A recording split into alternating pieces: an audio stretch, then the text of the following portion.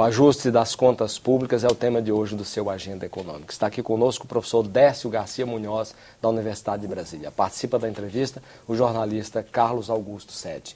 Professor, vamos entrar um pouquinho no balanço de pagamentos. A conta principal do balanço de pagamento, transações correntes, apresentou no trimestre deste ano, primeiro trimestre, 12,1 bilhões de dólares de déficit, né? E as projeções já são traçadas de um déficit anual em torno de 60 bilhões de dólares para o ano de 2010 na conta de transações correntes. Primeiro, eu queria que o senhor explicasse um pouquinho a importância da conta de transações correntes e de onde vem esse déficit, por que ele surgiu de repente. Bom, a transações correntes, ele engloba, assim, todas as transações com bens e serviços da economia. Ou seja, é como se eu, como indivíduo, eu tenho uma receita de salários, coisas assim, ou de juros, alguma coisa, e tenho uma despesa. Que despesa? Para me manter, etc., né? E compro no mercado, pago os serviços daqui, e no final é contas correntes. Quanto eu recebi, quanto eu gastei. O país é assim. Todos os bens e serviços que ele compra do mundo e todos que ele vende. Quando fecha a conta corrente. Se faltou dinheiro, eu assumo uma posição de devedor. Se sobrou dinheiro, eu assumo uma posição de credor. Ou seja, ou está sobrando dólar na minha mão, né, naquele período, ou está faltando.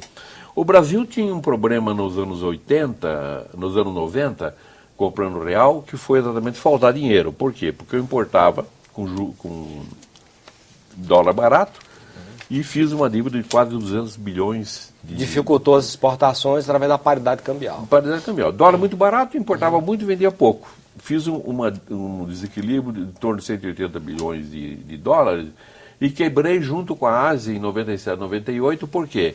Países que tinham uma dívida grande, externa, que estava subindo, desequilíbrio, e moeda valorizada. Quebraram todos. Às vezes o pessoal fala assim, não, eu quebrei porque a Ásia quebrou. Não, senhor, todos quebraram pela mesma razão. E agora, qual a situação? Voltamos àquela situação. Mas antes é o seguinte, quando o Brasil quebrou, ele teve que reajustar o câmbio. Reajustou o câmbio e foi reequilibrando a situação externa. Quando esse governo entrou, pegou o câmbio lá em cima, em parte pela especulação, que estava muito alto, mas em vez de puxar para um nível normal, ele puxou aqui para baixo e repetiu o real, com valorização. O real valorizado. O dólar muito barato, muito o real barato, valorizado. valorizado. Aí, bom, e aí nós quebramos? Eu falei, não quebramos. Por quê? Porque surge, né, a China com um crescimento inacreditável em termos de padrões históricos no mundo, e o crescimento dela começou a puxar as importações de minerais em geral, petróleo, minérios em geral e produtos agrícolas também, alimentícios. Com isso ela puxou todos os preços de commodities e os países, digamos, países pobres ficaram ricos, ganharam tanto. Todas as economias pobres cresceram muito naquilo lá. Eu também tive uma exportação muito grande, apesar do dólar barato, eu tive uma exportação muito grande e equilibrei as contas externas desse governo. Até teve uma sobra. Apesar do dólar valorizado, eu acabei tendo uma sobra de dólares. Bom, quando vem a crise, o que acontece? Desaba a economia mundial, as exportações mundiais caem em torno de 30%, as exportações brasileiras caem em torno de 25%. As exportações caem bastante, as importações não. Então eu começo a ter um período em que eu tenho vendas menores e crescimento das importações. É esse o meu quadro agora.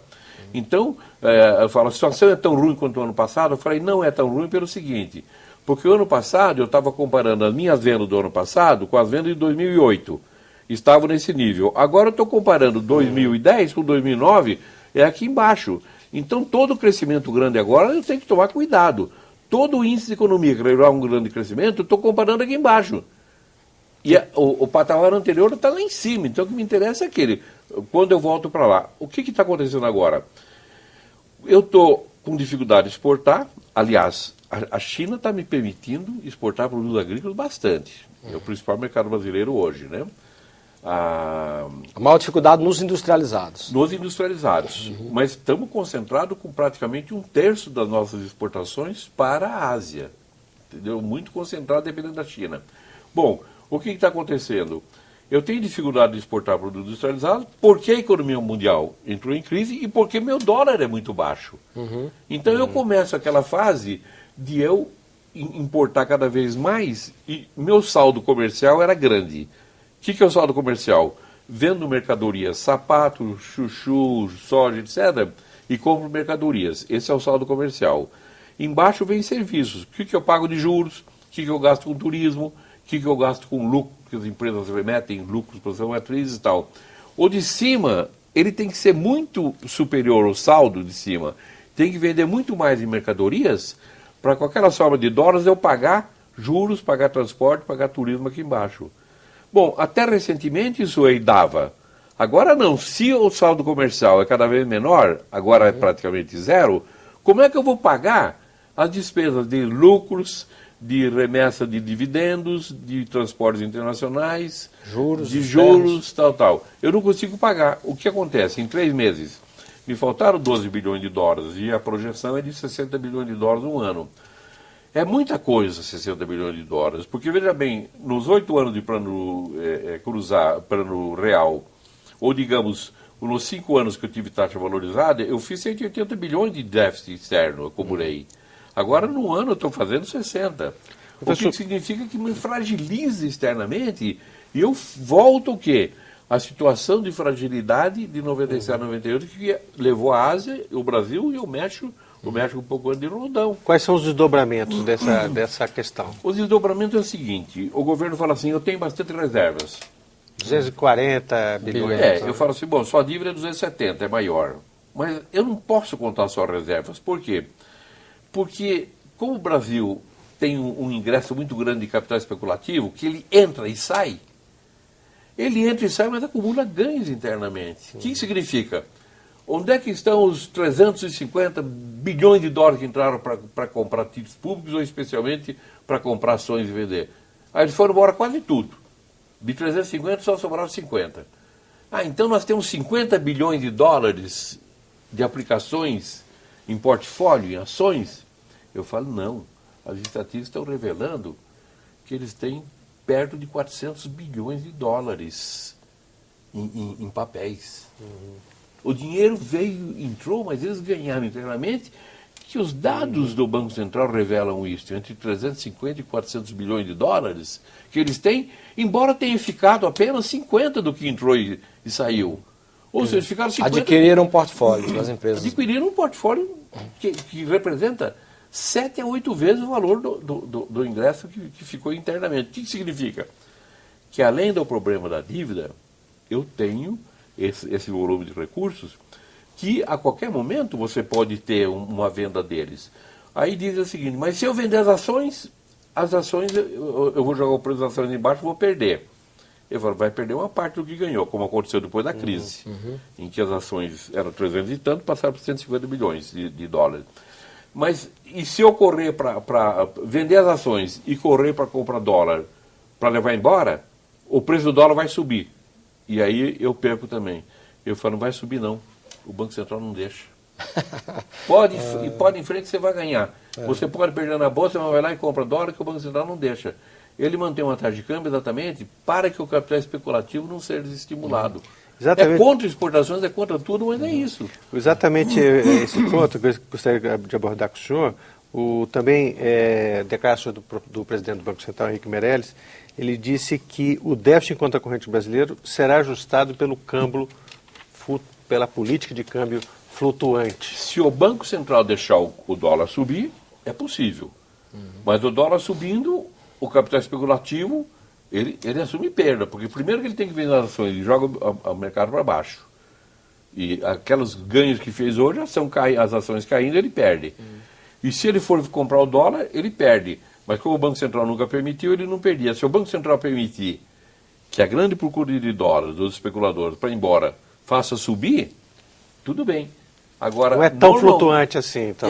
Mas no Brasil ele não é flutuante, entendeu? Assim, ele é flutuante na hora de ingressar, na hora de sair não. Ora, se o dólar entra e sai quase o mesmo volume de capital especulativo, não era para eu ter esse capital especulativo pressionando o dólar.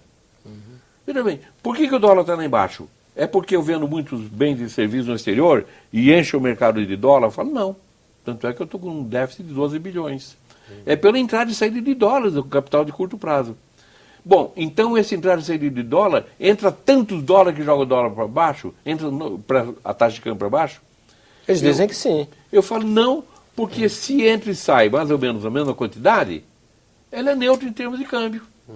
Se eu, por exemplo, entro, em média, 5 bilhões de dólares por mês e sai 5 bilhões de dólares por mês, desse câmbio. Não há pressão sobre o Banco Central, quando entra comprando dólar, que é o que ele tem feito sistematicamente, ele alega isso, que está entrando dólar demais dele. Se ele não comprar, há um desajuste cambial insustentável. Pois é, mas veja bem, primeira coisa, que se isso é válido, esse argumento, eu deveria colocar um controle nos capitais, ou uma taxação no capital que entrasse. Como puseram no 2% do IOF. Ora, e como se recomenda, em termos internacionais, veja bem, isso é recomendado pelo Banco Foreign International, certo? O Banco Central dos Bancos Centrais, que é o BIS, Fundo Monetário Internacional, a crise de 97, 98. Os países poderiam ter colocado controle nos capitais naquela crise. Poderiam ter colocado taxações nos capitais.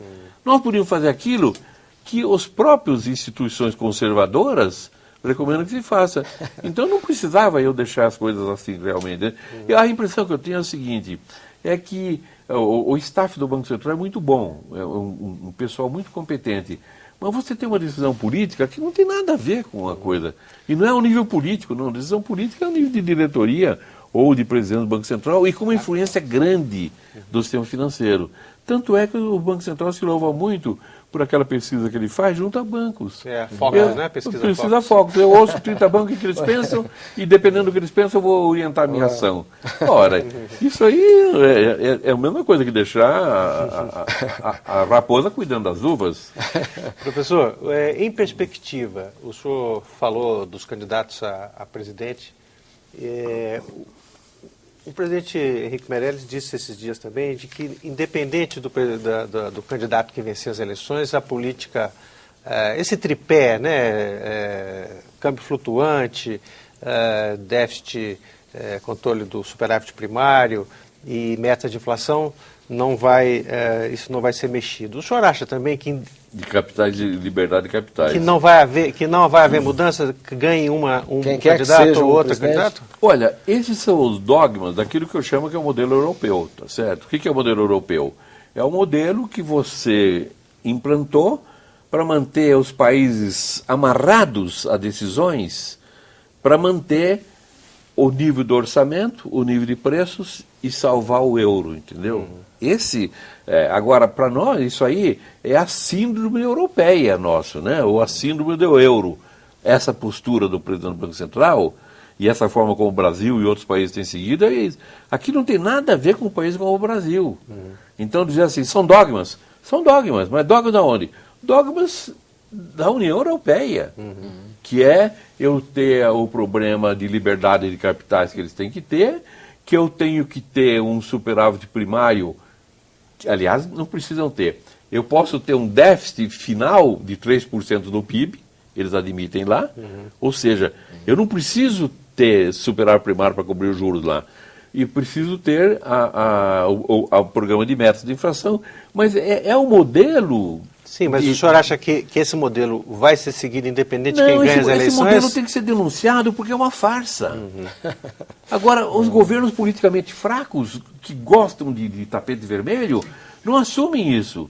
Não que seja fácil politicamente você peitar esse negócio. Porque quem quer que seja o presidente, o novo presidente, o futuro presidente, ele estará inserido nesse tabuleiro internacional. Ou faz uma grande negociação interna para ter uma boa base política interna, ou não dá.